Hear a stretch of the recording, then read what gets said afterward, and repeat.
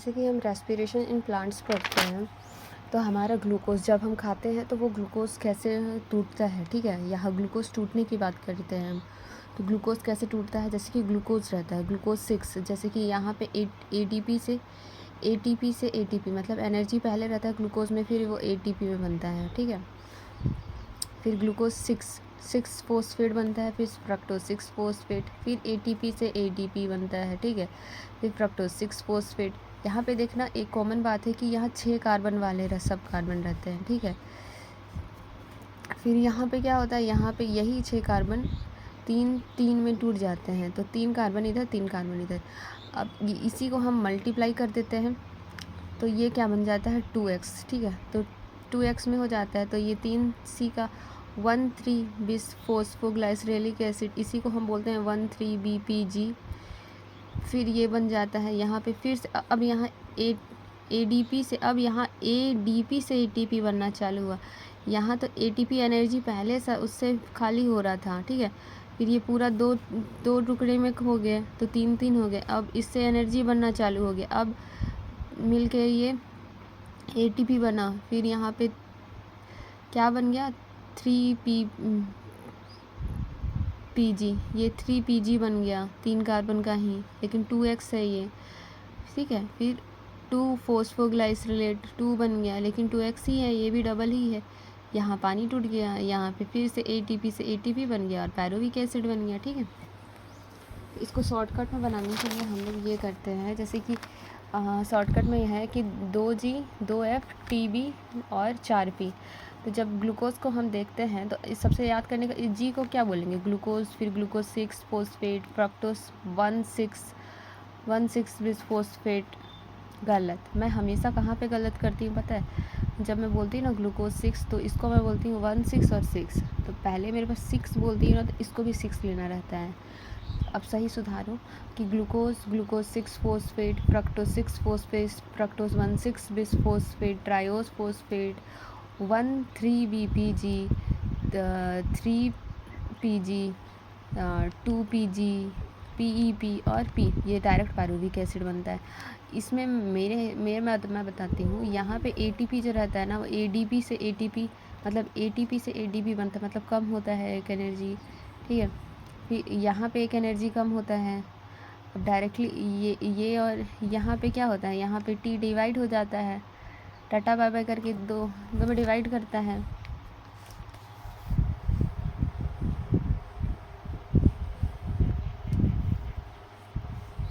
अब ये जो 2 था ना, ये डिवाइड कर देता है, फिर ये भी आता है, बी क्या करता है 1,3-BPG, मतलब यहाँ से ना एक ATP बनेगा, यहाँ पे 2 बार ATP, पहले ना शुरू में मैं बार बार गलती कर रही हूँ यहाँ पे कि पहले ATP नहीं NADPH बनता है, तो यहाँ बी से क्या बनेगा 1,3-BPG से बनेगा 2 NADPH DB, ठीक है। तो NADPH बनता है, फिर यहाँ पे एक ATP बनता है, फिर यहाँ पे एक ATP बनता है लास्ट स्टेप में,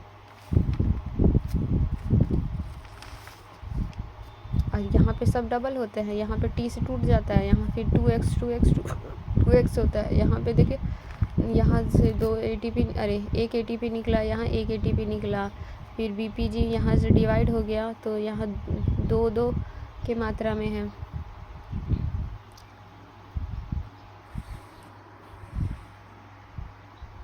ठीक है। फिर यहाँ 2 NADH बनता है, फिर 2 ATP, फिर लास्ट में 2 ATP, जैसे कि फर्स्ट स्टेप में एक ATP बना, तीसरा में एक ATP बना, फिर छठवां में 2 NADH बना, फिर सातवां में 2 ATP बना, और 10वां में ATP बना, 2 ATP। यहाँ जब हम एरोबिक रेस्पिरेशन की बात करते हैं, तो एरोबिक रेस्पिरेशन कहाँ होता है, एरोबिक रेस्पिरेशन कहाँ होता है, सबसे मेन सवाल आता है, ठीक है। एरोबिक रेस्पिरेशन में क्या होता है, ऑक्सीजन प्रेजेंट होता है, ठीक है। एरोबिक रेस्पिरेशन जब ऑक्सीजन प्रेजेंट होता है, तो जब हम ग्लूकोज के साथ ऑक्सीजन के साथ, ग्लूकोज जब रहता है ना, ग्लूकोज को जब हम लाते हैं और ऑक्सीजन के साथ ऑक्सीजन जब हम ग्लूकोज में डालते हैं, तो ये ऑक्सीजन क्या करते हैं, ग्लूकोज क्या करता है, और ऑक्सीजन यहाँ टूटने लगता है ग्लूकोज, क्योंकि ये तोड़ने के लिए ऑक्सीजन डाला जाता है, तो यहाँ ऑक्सीजन आके ग्लूकोज को तोड़ता है। तो कार्बन डाइऑक्साइड और वाटर में निकल जाता है और लार्ज अमाउंट ऑफ एनर्जी, इसको लार्ज अमाउंट ऑफ एनर्जी का मतलब क्या है, एटीपी। एटीपी जो क्या होता है ना वो रिलीज़ हो जाता है, ये सब क्या होता है रिलीज़ हो जाता है, निकल जाता है। तो ये सब एनर्जी के टाइम एनर्जी बन के निकलते हैं, ठीक है। तो सिंस यहाँ पे क्या होता है aerobic respiration take place in the mitochondria, ये माइटोकॉन्ड्रिया में होता है। तो अगर ये माइटोकॉन्ड्रिया में होता है तो माइटोकॉन्ड्रिया का 2-3 भाग है, एक अंदर का है, एक बाहर का है, ठीक है। और एक देखो एक मैट्रिक्स वाला है, एक इनर वाला है और एक इनर स्पेस वाला है। मैट्रिक्स वाला ये होता है कर्व का होता है, इनर वाला होता है ये ईटीएस का होता है, याद रखना। तो जब मैं कर्व साइकिल की बात करूँगी तो ये मैट्रिक्स ऑफ माइटोकॉन्ड्रिया में पाया जा रहा था। इसमें ये सब जैसे कि ये एनर्जी बनने वाला FADH, ये सब जितने भी हैं, ठीक है, NADH, complex 1, complex 2, complex 3, complex 4, complex 5, ATP, ये सब थे। तो ये सब मैट्रिक्स में हो रहा था। अब कर्व साइकिल में अगर मैं मैट्रिक्स में कर रही हूँ तो यहाँ पे क्या हो रहा था, carbon dioxide 3 molecule of CO2 क्या हो जाता है, निकल जाता है। फाइनली यहाँ पे 3 मॉलिक्यूल ऑफ CO2 जो होता है ना वो बाहर निकल जाता है कर्व साइकिल में। देखो ये कर्व साइकिल का चल रहा है, एक मॉलिक्यूल कार्बन का दूसरा निकला, ठीक है, यहाँ निकलता है, यहाँ निकलता है, ऐसे ही निकलते रहता है कर्व साइकिल में। 3 मॉलिक्यूल, एक निकला यहाँ, दूसरा कार्बन डाइऑक्साइड निकला यहाँ और तीसरा कार्बन डाइऑक्साइड निकला यहाँ। तो ये कर्व साइकिल में 3 मॉलिक्यूल ऑफ ये जो होते हैं ना लिविंग ग्रुप होते हैं। और step wise removal of the hydrogen atom, यहाँ पे क्या होता है passing of the electron remove, यहाँ the passing of the electron removed as the part of hydrogen atom of the molecule. अब इसमें क्या होता है ना सारे हाइड्रोजन एटम जो रहते हैं ना वो removed as the part of hydrogen, electron removed as the part of hydrogen atom molecular oxygen with stimulus science. मतलब यहाँ पे क्या होता है ना हाइड्रोजन बहुत सारा आता है, मतलब 4 मॉलिक्यूल का हाइड्रोजन आता है, इलेक्ट्रॉन निकलते हुए ऑक्सीजन से, मतलब वहाँ से टूटते हुए वो वहाँ कुछ वाटर बना लेता है हाइड्रोजन ऑक्सीजन के साथ मिलके। और जो हाइड्रोजन रहता है वो पंप से, प्रेशर ग्रेडियंट वाला जो पंप रहता है F0 वाला, उससे ATP बना लेता है। अब ये कर्व साइकिल को अब स्टार्ट करने के लिए फिर हम ETS में जाएंगे, है ना। तो कर्व साइकिल को हम बोलते हैं ट्राई कार्बोक्सिलिक एसिड या हेंस कर्व साइकिल या सिट्रिक एसिड साइकिल, ठीक है। इसका 8 स्टेप वाइज होता है। अब जब हम पायरुवेट, अब इसमें जब करने के लिए ना हमें पायरुवेट की ज़रूरत होती है। तो पायरुवेट का मतलब होता है टूटना। पायरुविक एसिड, ये जो पायरुविक एसिड हम बनाए रखते हैं ना उसका टूटना ही को बोलते हैं, तो पायरुवेट। तो जब हम तोड़ते हैं तो systole from the breakdown of glucose इंटर्स mitochondria. अब ये कहाँ एंटर करेगा, माइटोकॉन्ड्रिया मैट्रिक्स। ये जो होता है ना माइटोकॉन्ड्रिया के मैट्रिक्स, माइटोकॉन्ड्रिया के मैट्रिक्स में कौन का जा रहा था, कर्व साइकिल का जा रहा था। अंडरगो द ऑक्सीडेटिव डीकार्बोक्सिलेशन, यहाँ ऑक्सीडेशन भी होगा और डीकार्बोक्सिलेशन मतलब CO2 निकलेगा भी। देखो तो क्या होता है ना कि जैसे कि कुछ एंजाइम रहते हैं, इंक्लूड NADH+, ये एक एंजाइम रहता है, ये वाला रहता है, और एक COA होता है। जब पायरुविक एसिड और एसिटाइल को और ये NAD+ जो रहता है ना, इसके सब जब रिएक्शन कराते हैं तो ये पायरुवेट जो रहता है ना वो टूटता है, CO2 में बन जाता है, ये एक NADH में निकल जाता है, एसिटाइल को बन जाता है। फिर कर्व साइकिल जो ये चल रहा होता है, ये चक्कर चल रहा होता है। फिर वही वाला जो हम ये बनाए रहते हैं, ये वाला जो एसिटाइल को देखना, ये पायरुविक एसिड पहले आएगा। पायरुविक एसिड किसको निकालता है, CO2 को निकालता है और ये बनता है। तो पायरुविक एसिड CO2 को निकालता है, NADH+ बनता है और एसिटाइल को का 2 कार्बन रहता है इसमें। ये जो रहता है ना ये 2 कार्बन का रहता है, ये 2 कार्बन का बन गया, ये 2C, ये देखना 4C, ये OA पहले से ही यहाँ पे रहता है। तो OA जो 4C वाला रहता है वो 2C के साथ कंबाइन करके ये जो रहता है ना ये 4C और 2C मिल के ना 6C बना लेते हैं। तो सिट्रिक एसिड 6C का बन जाता है, यहाँ CO2 निकल जाता है, यहाँ पहला CO2 निकलता है, फिर NADH से NADH H+ बनता है, तो एक NADH, फिर अल्फ़ा कीटोग्लूटेरिक एसिड, यहाँ अब एक कार्बन निकला तो यहाँ 5 कार्बन, यहाँ 6 था, अब यहाँ 5, क्योंकि यहाँ CO2 निकल गया, अब 5 हो गया तो एक CO2 फिर से निकलता है, फिर NADH H+, फिर यहाँ पे एक बार और फिर से बनता है, H+ बनता है, NADH H+ बनता है, फिर GTP से GTP बनता है, फिर सक्सेनिक एसिड 4C वाला हो जाता है, क्योंकि एक कार्बन डाइऑक्साइड निकल गया है, जैसे कि NADH पहले बना, फिर एक NADH फिर से निकला, फिर बना, एक GTP बन जाता है, सक्सेनिक एसिड 4C अब है। अब 4C को ही हम FADH बोलते हैं। जैसे कि हम जानते हैं कि NADH H+ ज़्यादा एनर्जी वाला रहता है और FADH2 कम एनर्जी वाला रहता है, तो एक मैलिक एसिड बनाता है, मैलिक एसिड ही NADH H+ फिर से बनाता है, फिर ये OA बनाता है, फिर ये OA इसलिए बनाता है ताकि जो बाहर से CO2 जो एसिटाइल को OA में आए वो उसको हम कैप्चर कर लें 2C वाला, फिर हम सिट्रिक एसिड बना के फिर ये चक्कर चालू कर दें, ठीक है। तो जैसे कि हम जानते हैं, अब मैं पूरा शुरू से मैं बता दूँ या फिर मैं इसको मैं गैप कर दे रही हूँ, ये वाला कैलकुलेशन को मैं बताऊँगी। तो यहाँ पे क्या होता है, एक लिंक रिएक्शन वाला आता है, फिर एक कर्व साइकिल। जो लिंक रिएक्शन ये वाला जो पूरा था ना, एक NADH, इसमें से एक NADH बनता है, तो इसको बोलते हैं, एक यहाँ से बनता है और एक यहाँ वाला, तो एक NADH हो जाता है, मतलब कितना, एक NADH से 3 ATP बनता है, तो यहाँ पे भी 3, तो यहाँ 6 हो जाते हैं, ठीक है। तो इसी को बोलते हैं 6 ATP, और ये यहाँ पे पूरे ATP को मिला के 24 तो मिल जाता है 30 ATP। यहाँ ETS को हम बोलते हैं ऑक्सीडेटिव फोस्फोराइलेशन, ठीक है। यहाँ पे क्या होता है, रिलीज़ होता है और एनर्जी स्टोर होता है NADH और FADH2 में, ठीक है। यहाँ पे जो होता है वाटर का टूटता है, ब्रेकडाउन होता है। यहाँ पे ये देखो, जैसे कि स्टार्टिंग होता है मैट्रिक्स में जो भी आया NADH आया ना, तो NADH अब खाली करता है अपना ट्रक, खाली करके NADH+ पे बन जाता है। अब ये क्या करता है, 2 इलेक्ट्रॉन देता है अपना हाइड्रोजन का, ये ऐसे ऐसे ऐसे ऐसे ऐसे ऐसे आता है, और साइट B, अब साइट B जो रहता है ना, साइट B पे आता है, ये है कॉम्प्लेक्स 1, यहाँ NADH का डिहाइड्रोजिनेशन होता है, मतलब हाइड्रोजन टूटना होता है।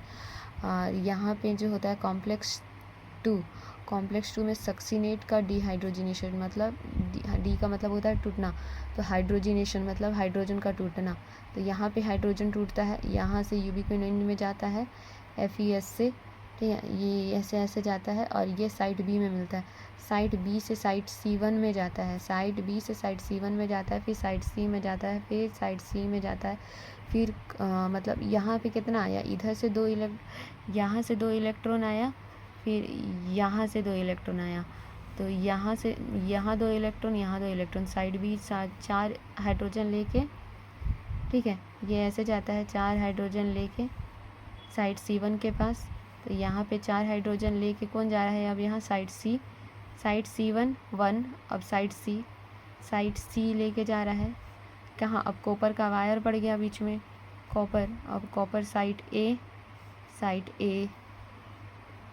फिर साइट A3, फिर साइट B। यहाँ जो रहता है ना, एक हाइड्रोजन अगर चल गया ना तो वाटर बना लेता है H2O, और 2 हाइड्रोजन यहाँ चल जाता है H2 से H2 देख रहा है 2H, तो 2H बन के H2O बन जाता है, पहले ही से आधा ऑक्सीजन यहाँ पे प्रेजेंट रहता है, तो मिल के क्या बन जाता है 2H2O।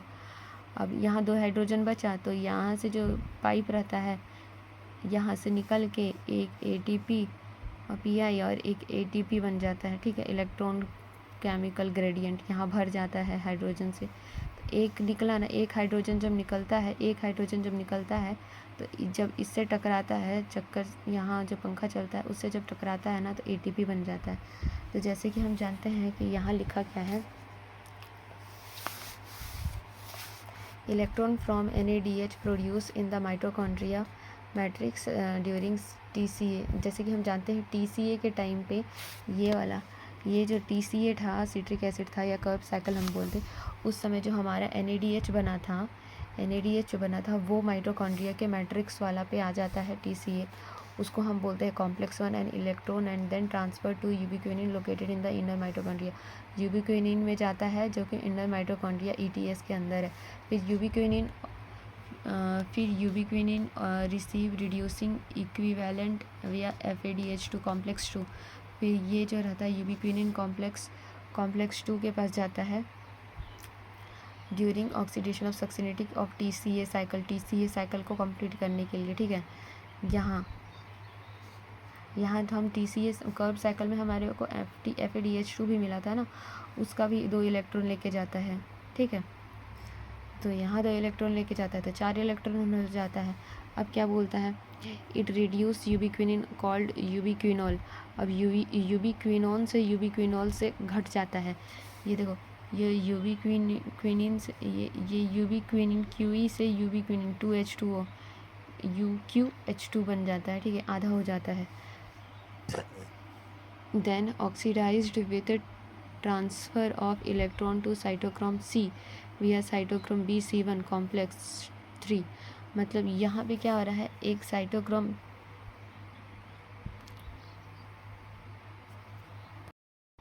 यहाँ पे क्या होता है, जो हमारा कर्व साइकिल से NADH आ रहा होता है ना, ये NADH और जो कर्व साइकिल से FADH2, तो ये कॉम्प्लेक्स 1, ये है कॉम्प्लेक्स 1 और ये है कॉम्प्लेक्स 2, ठीक है। ये कॉम्प्लेक्स 2 इसका ये जो रहता है कॉम्प्लेक्स 1 वाला जो रहता है अपना 2 इलेक्ट्रॉन 2 हाइड्रोजन, ये ऐसे यूबिक्विनिन को देता है। यूबिक्विनिन क्या करता है, अपना 2 हाइड्रोजन जब ये छोड़ता है तो ये आधा हो जाता है, आधा करके ये साइड B को देता है।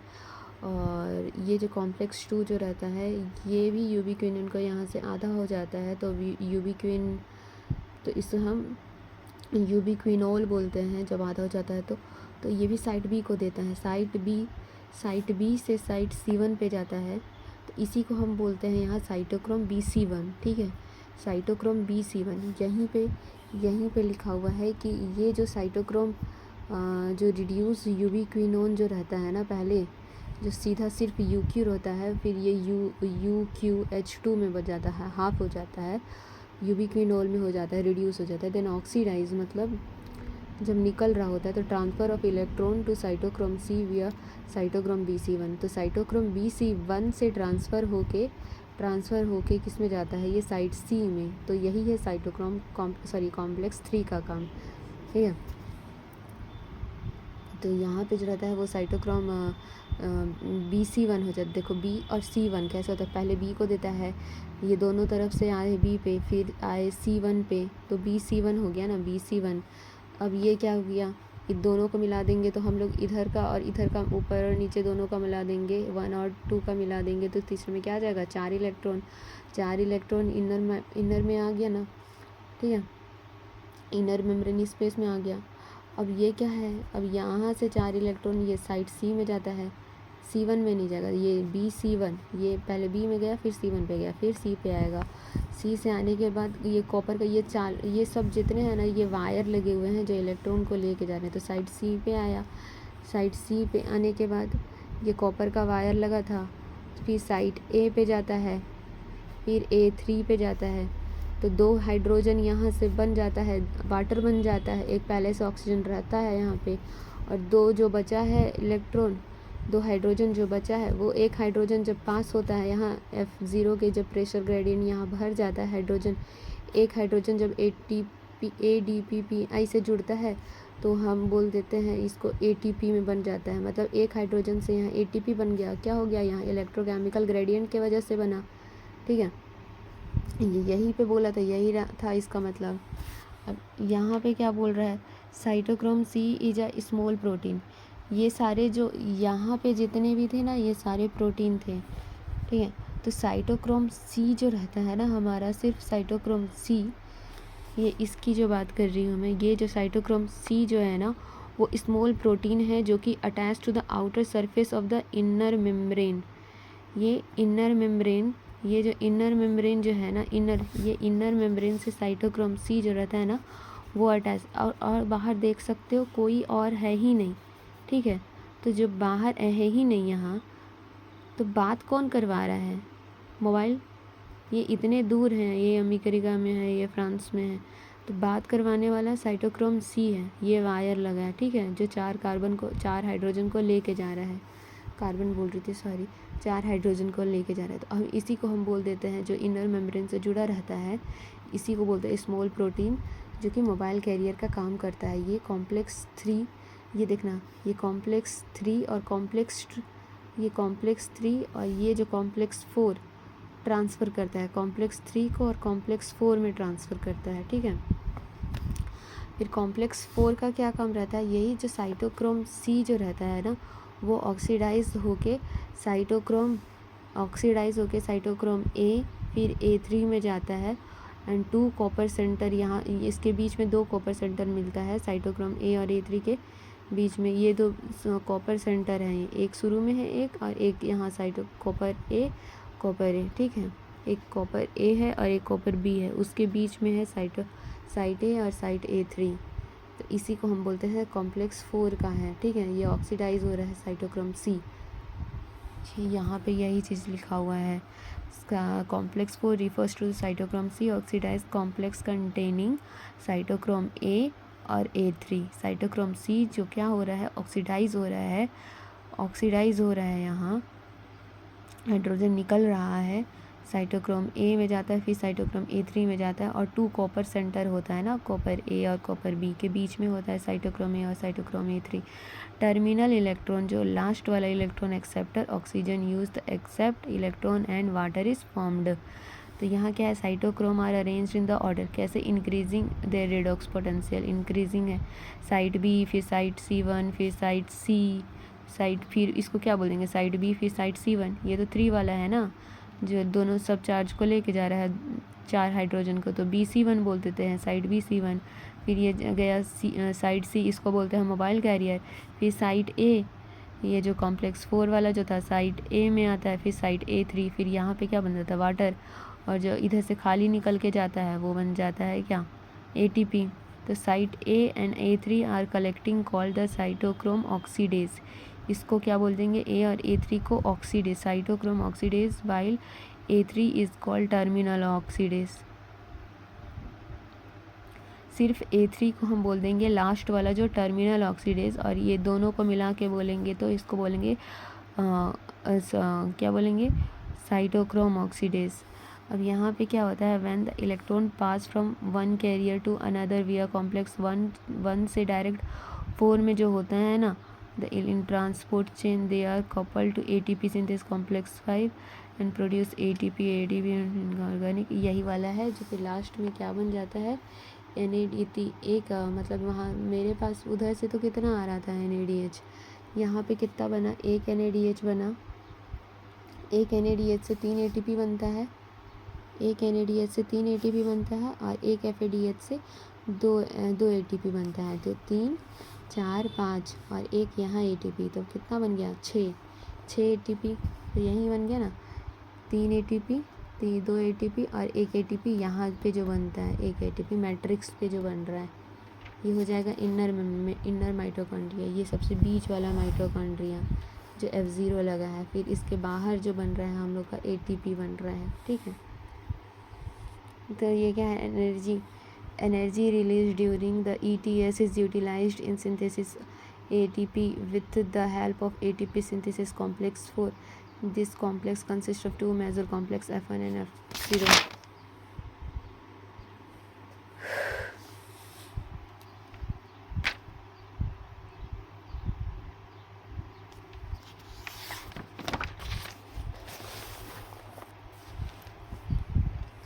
यहाँ पे जब बात करते हैं एरोबिक रेस्पिरेशन की,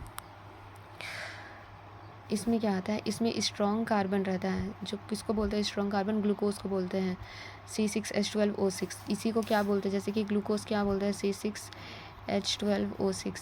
इसी को जब हम तोड़ते हैं ना, अब इसको तोड़ना ही क्या है, वो तो रिएक्शन में ही टूट जाता है। तो ये ग्लूकोज, इसका जो कार्बन रहता है उसको तोड़ने के लिए हम ऑक्सीजन का यूज़ करते हैं। किसको तोड़ने के लिए, ग्लूकोज का यूज़ करने के लिए पूरी तरह से तोड़ा जाता है, जिससे ऊर्जा मिलती है, क्या मिलती है, एनर्जी मिलती है, क्या, ATP मिलता है, ठीक है। ATP हमको जिससे कि मिलता है। इस प्रोसेस में लास्ट प्रोडक्ट क्या होता है, लास्ट प्रोडक्ट क्या मिलता है हमको, जैसे कि ग्लूकोज और ऑक्सीजन को मिलाएंगे तो हमको एटीपी मिलेगा। कैसे मिलेगा, और कार्बन डाइऑक्साइड इसमें से इसके साथ ग्लूकोज के मिल इसके साथ CO2 अलग से निकल जाएगा, ठीक है, इससे CO2 निकल जाएगा, ठीक। CO2 बाहर निकल जाता है, पानी बाहर निकल जाता है और ATP रिलीज, मतलब यही ऊर्जा मुक्त एनर्जी निकल जाता है, बाहर निकलता है। तो केमिकल इक्वेशन क्या है, इसी को हम क्या बोलते हैं, पायरुवेट डिकार्बोक्सिलेशन या लिंक रिएक्शन बोलते हैं। इसमें ग्लूकोज को हम 6 ऑक्सीजन के साथ तोड़ते हैं। तोड़ने के बाद हमारा 6 कार्बन डाइऑक्साइड और 6 वाटर और एनर्जी, मतलब कार्बन डाइऑक्साइड, वाटर और एनर्जी, मतलब फाइनली कितना होता है 36 या 38 ATP निकल जाता है, ठीक है। जो हम ETS वाला जो मिला के बोलते हैं ना कि इतना है, तो ये यही है। अब यही जो CO2 जो रहता है ना, वो कर्व साइकिल में एंट्री करता है, वो गोला घूमने वाला, ये वाला कर्व साइकिल में एंट्री कर देता है। तो ये कैसे होता है, जैसे कि ग्लाइकोलाइसिस जो होता है हमारा, जो हम पूरा ग्लाइकोलिसिस बनाते हैं ना शुरू से, ये पूरा जो ग्लाइकोलाइसिस, इसको हम ग्लाइकोलाइसिस जो बोलते हैं ना, ये जैसे ये है ना ग्लाइकोलाइसिस, जैसे कि किसका, स्वीट का तोड़ना, ग्लूकोज का तोड़ना 3 कार्बन में, उसको बोलते हैं हम पायरुवेट, ठीक है। जब हम तोड़ देते हैं 3 कार्बन में तो बोलते हैं पायरुवेट, 3 कार्बन में टूट गया, पायरुवेट हो गया। अब यही जो CO2 बन गया वो कर्व साइकिल में एंट्री करे तो ग्लाइकोलाइसिस होता है। यहाँ किसमें होगा, सेल साइटोप्लाज्म में, हमारे अंदर भी साइटोप्लाज्म है, उसमें होता है। और सिट्रिक एसिड बोलते हैं हम, TCT, ये ट्राई कार्बोक्सिल, इसको क्या बोलते हैं, ट्राई कार्बोक्सिलिक साइकिल बोलते हैं या कर्व साइकिल बोलते हैं।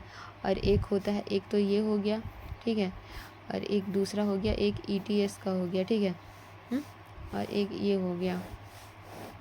इससे जो होता है ये माइटोकॉन्ड्रिया के मैट्रिक्स में होता है और ये इनर माइटोकॉन्ड्रिया में होता है, जो कि मैं गलती कर दी थी, याद रखना।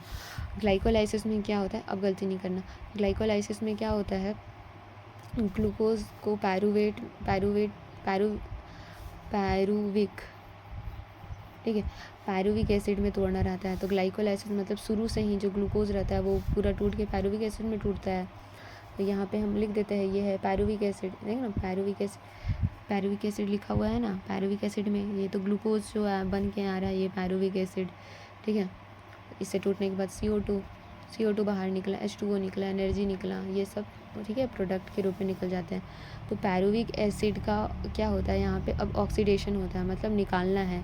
पायरुविक एसिड का माइटोकॉन्ड्रिया के मैट्रिक्स में एंट्री, अब पायरुविक एंट्री दे दो, कार्बन डाइऑक्साइड जो कि निकल चुका है, अब उसको ऑक्सीडेशन बोल देंगे, ठीक है।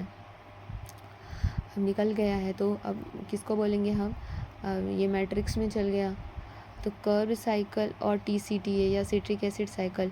तो यहाँ CO2 और एनर्जी ATP के वाहक NADH FADH2 का बनना होता है, ठीक है।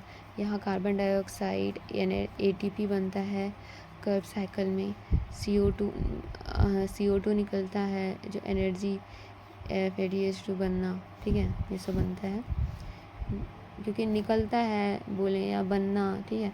अब यहाँ ETS में क्या होता है, ऑक्सीजन का अंतिम उपयोग है, सबसे लास्ट स्टेप है ये, किताब में भी सबसे लास्ट उपयोग दिया गया है कि ऑक्सीजन का सबसे अंतिम उपयोग यही होता है और बड़ी मात्रा में ATP का निर्माण होता है।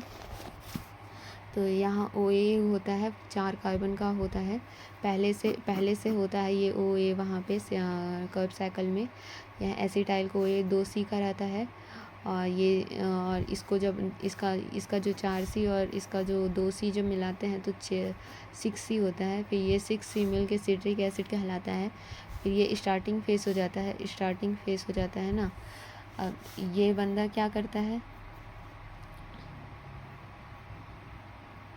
ये हंसते हुए का सबको अपना बर्थडे रहता है तो वो बांटने चल जाता है। तो सिट्रिक एसिड पहले CO2 बांटता है, CO2 बाहर निकाल देता है और NADH H+ बाहर निकाल देता है, ठीक है।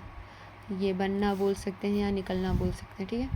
एक कार्बन डाइऑक्साइड और एक NaDH। फिर अल्फ़ा कीटोग्लूटेरिक एसिड आता है, ये फिर एक कार्बन निकला तो ये 5C का हो गया, तो एक कार्बन डाइऑक्साइड ये भी निकालता है, एक NaDH H+ ये भी निकालता है, लेकिन एक्स्ट्रा एक GTP निकाल देता है, ठीक है। और फिर इससे निकलना या बनना बोलते हैं हम। फिर ये सक्सेनिक एसिड होता है, सक्सेनिक एसिड एक FADH2 निकालता है। और फिर इसके बाद ये जो रहता है कम एनर्जी वाला रहता है, NaDH सबसे ज़्यादा एनर्जी वाला रहता है, जिसको मैं पहले बताई थी। मैलिक एसिड जो रहता है वो NaDH H+ निकालता है। तो यहाँ पे क्या होता है ना, जैसे कि कर्व साइकिल वाला जो आता है ना, जैसे कि हम यहाँ पे देखते हैं, यहाँ पे कितना ATP है, एक दो सॉरी NaDH कितना, एक NaDH, दूसरा NaDH और तीसरा NaDH। तो 3 NaDH यहाँ होता है, तो 3 NaDH, एक GTP, एक FADH2, तो ठीक है ना, एक GTP एक FADH2।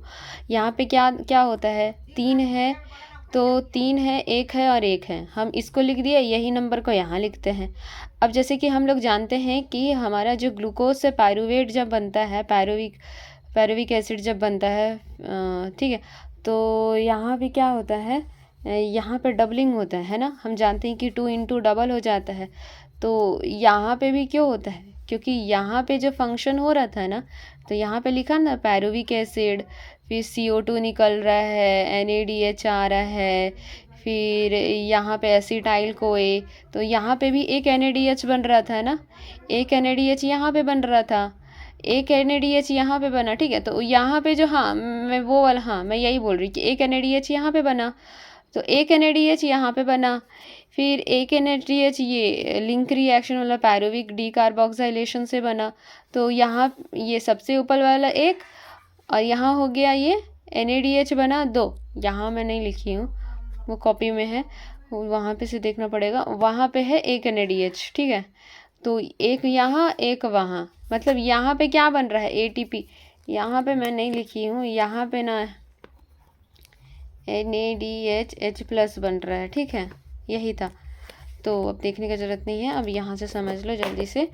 तो ये एक NaDH हो गया, एक NaDH यहाँ से हो गया, ये वाला नहीं, मैं इमेजिन करवा रही हूँ, ये 2 NaDH। अब हम जानते हैं कि एक NaDH मतलब 3 ATP, तो 2 NaDH, तो 2 और 3 से गुना कर देंगे तो कितना हो जाएगा, 6, तो 6 ATP। तो यही देखो 6 ATP कैसे हो गया, यहाँ पे तो अभी हो गया था ना, 2 से गुना कर दी मैं, पहले तो मैं डबल की हूँ अभी, क्योंकि ये पायरुविक एसिड वाला चल रहा है, ये पूरा पायरुविक एसिड का सीरीज़ चल रहा था, तो पायरुविक एसिड से 2 का गुना कर दी, तो 2 को गुना करने के बाद मेरे पास 6, 2 और 4 वाला 4 आया नंबर, 2 गुना करने पे मतलब इतना होगा, मतलब 6 NaDH H+ हो गया और 3 GTP हो गए और FADH2। अब अगर 6 हैं, अगर एक NaDH से 3 ATP, एक FADH से 2 ATP और एक GTP से 1 ATP बन रहा है, तो 6 NaDH से कितना ATP बनेगा, तो हम कर देंगे 6 NaDH इंटू ATP कितना बनता है एक NaDH से 3, तो 18, तो और एक FADH से कितना बनता है हमारा, अरे हाँ FADH2, तो 2 है ना, 2 का गुना कर दो, यहाँ पे क्या हो रहा है, 2 GTP से क्या कितना बन रहा है, एक ATP, तो एक ATP एक FADH, अब यहाँ पे 2 FADH है, तो अब इसी को बस देखो, 2 FADH से कितना बन रहा है, 2 ATP बन रहा है, तो 2 ATP 18, 2 और 4 को जब करने जाएंगे तो 24, मतलब ये वाले जो साइकिल जो था ना, ये बना 24, और यहाँ ऊपर वाला और यहाँ ऊपर वाला, अब 2 को मिला दें 2 NaDH से, तो 3 का गुना कर दें ये 3 ATP से, तो बन जाएगा 6 ATP, ठीक है। तो ये बन गया 6 ATP, ये एक लिंक रिएक्शन वाला, एक सिट्रिक एसिड का सबसे ऊपर वाला साइकिल का, तो 3 ATP। अब जब ETS वाला में जब जाते हैं, तो सबसे जब हम करते हैं ना, एक NaDH जो हमारा कॉम्प्लेक्स 1, 3 और 2 होता है, ऐसे 1, कॉम्प्लेक्स 1, कॉम्प्लेक्स 3, कॉम्प्लेक्स 2, तो कॉम्प्लेक्स 1 वाला में से एक NaDH बनता है, फिर कॉम्प्लेक्स 2 वाले में से, नहीं कॉम्प्लेक्स 1 वाले में से एक NaDH, कॉम्प्लेक्स 2 वाले में से एक FADH2 और सबसे लास्ट में जो कॉम्प्लेक्स 4 के नीचे वाला जो रहता है एक ATP बनता है। तो मिला दिए तो एक NADH हम जानते हैं कि एक ATP एक FADH। अब इसमें 2 का गुना नहीं होगा क्योंकि ये तो पायरुविक एसिड से थोड़ी ना काम कर रहा है, ये अलग काम कर रहा है ना। यहाँ से तो ATP बनाने का ही काम चल रहा था, तो ये ATP बन गया, 6 ATP यहाँ मिल गया। उधर से जब हम लोग मिला वो पहले इस पेज में जब करने गए थे तो यहाँ 24 आया था, तो 24 और ये हमारा लिंक रिएक्शन सिट्रिक एसिड वाला से और 6 मिला दिए तो 30 और यहाँ पे अब 30 हो गया। अब 30 में फिर ये ETS वाला जब मिला देंगे तो 30 और 6 36 हो जाएगा, या हम बुक में लिखता है या 38 कभी कभी हो जाता है, ठीक है। तो ये हो गया।